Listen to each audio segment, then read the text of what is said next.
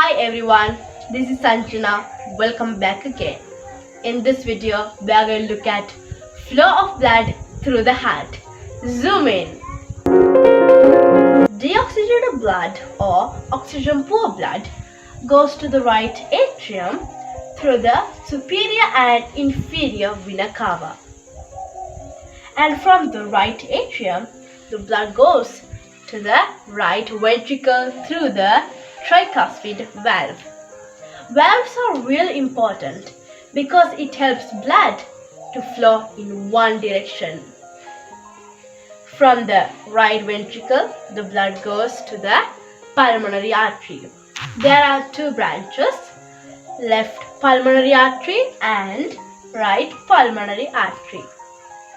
Left pulmonary artery to the left lung, right pulmonary artery to the right lung. Remember, deoxygenated blood is only traveling. Left pulmonary veins and right pulmonary veins receive oxygenated blood or oxygen-rich blood, and it enters left atrium. From the left atrium, oxygenated blood travels to the left ventricle through the bicuspid valve. And again, from the left ventricle, oxygenated blood travels to the aorta through the semilunar valves. And the aorta supplies blood throughout the body. This is the end of the video. I hope you enjoyed it.